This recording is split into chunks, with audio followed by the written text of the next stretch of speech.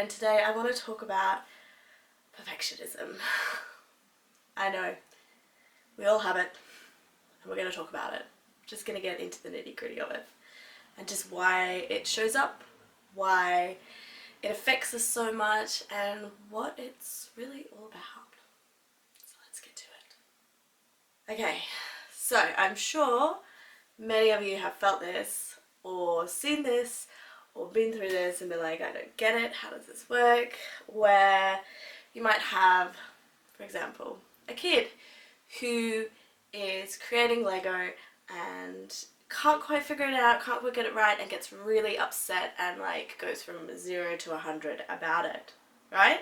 You've done that before, like, I'm sure, I know I've done it before. It's like trying to organise something and it doesn't go exactly as I feel like it needs to go, and if it doesn't I get really frustrated and I get angry and I have a big outburst.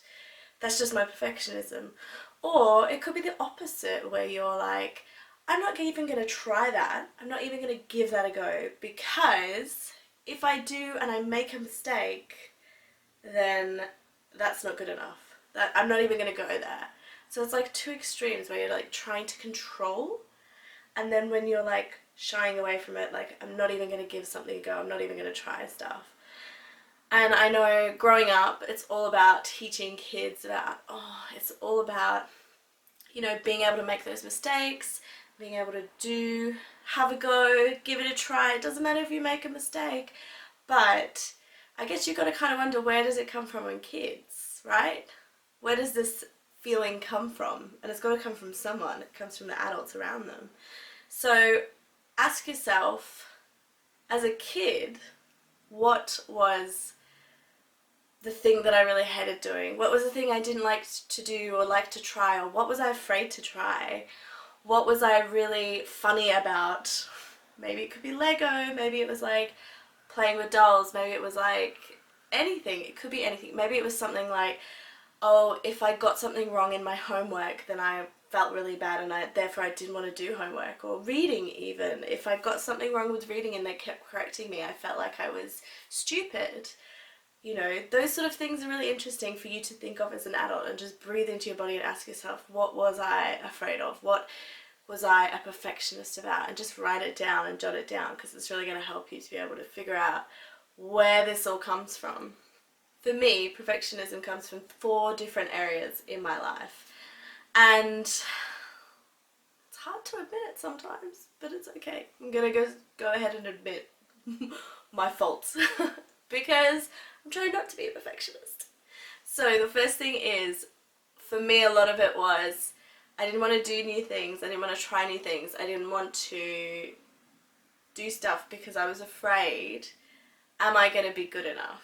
For example, if I make something that I've never made before, I'm having a go at making something, and if I make it and I don't do it well enough, or if the people around me don't like it, am I good enough? Like, is my spaghetti bolognese good enough?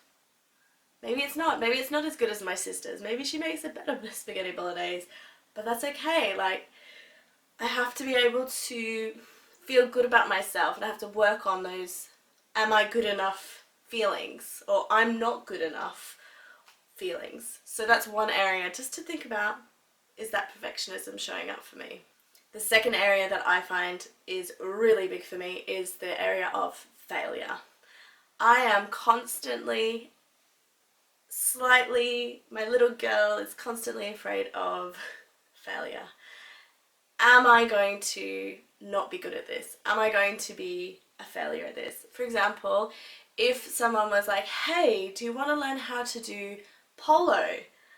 I would be like, no, I don't, because I would be afraid that I would be a failure at it, that I couldn't ride the horse, that I couldn't whack the polo ball over. I don't know how to play polo, I don't know how it goes. Or even like tennis, I'd be afraid that I'm not playing it properly, that I'm not very good at it, that someone else is better than me, that I'm going to fail at it. So there's always that fear of failure. So just recognize if you're feeling that you're afraid of something, that you're afraid that you're going to fail. And that leads nicely into the third one, which is judgment. A lot of the time, you are afraid of what people are going to think of you. Are they going to judge me because my handwriting isn't good enough? Are you going to judge me because I can't create this piece of Lego? Are you going to judge me because I kind of burnt the chicken cooking it today? It wasn't up to how I usually am. Are you going to judge me? Am I judging myself that I'm like, oh my gosh, it doesn't look anything like it looks in the recipe book, even though it tastes just as good? You know, sometimes you judge yourself and you don't even recognize it. So just be aware that maybe you're judging yourself and you're thinking, I'm really stupid. I don't know how to do this. Everyone else can do it. Why can't I do it? And it's also understanding that, like, everyone's not supposed to do the same thing, right, guys? Nobody's supposed to be an omnipresent, amazing human being who is a jack of all trades at anything. People have things they're good at. People have things they're not so good at. And it's absolutely fine. You can't be good at everything. You've just got to be okay with that. And this leads to the fourth thing that I find is huge when I'm being a perfectionist, is that fear of letting go and having to be in control. Because as a perfectionist, you create these situations where you're like, if I'm in control and I am the puppet master and I am telling everyone and I'm doing everything and I'm all controlling in the situation, then it's going to work out the way I want. Or if something goes wrong in that control, if someone doesn't do exactly as I tell them to, if something doesn't get created the way I want it to be created, then that's when I failed. I'm the worst human being ever. My perfectionism comes up. So, you know, for example, you're trying to feed the kids at night and you created this amazing meal, this delicious, nutritious meal, and you know they're going to really enjoy it, and you give it to the kids and they hate it and they don't want to eat it, and you're just like, I just want you to eat this. You need to eat. I'm just afraid if you don't eat, then you're going to starve, and then you're going to be hungry later, and then I'm going to have to deal with all the hungry, starving children later, and it's just going to be too much effort. So just eat the food. You know when you get that frustration because it's like your control mechanism is in place, and all that is from a place of fear. It's like, you know what, if you just like, well, you don't like it, but I think it tastes delicious and I'm going to eat it anyway. And I know in myself that it's not my issue if you're not eating it. You know, those kids might have their own things coming up for them. So, you know, it's just recognizing that being in that place of wanting to control the situation, everything around you, and getting frustrated actually doesn't help with you, and it doesn't make everything flow, and it doesn't make everything just work out in the way that it's meant to be. And bit by bit I found that letting go of this, letting go of these feelings, letting go of that attachment to everything having to be perfect can actually create some amazing situations.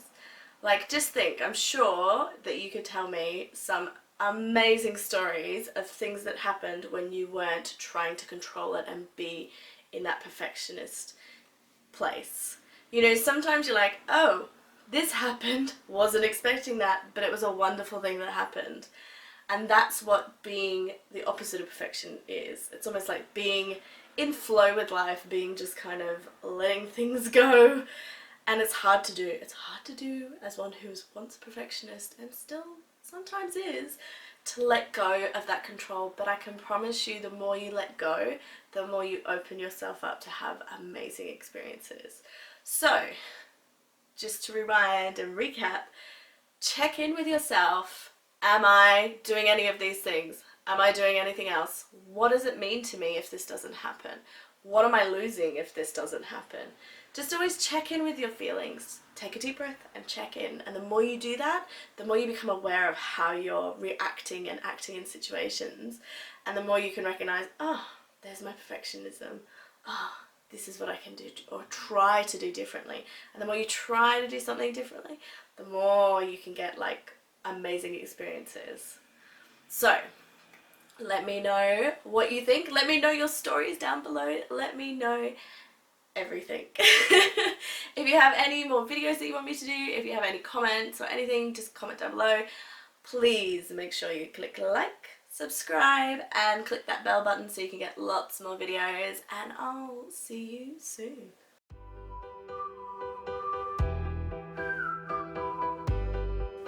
For me, perfectionism comes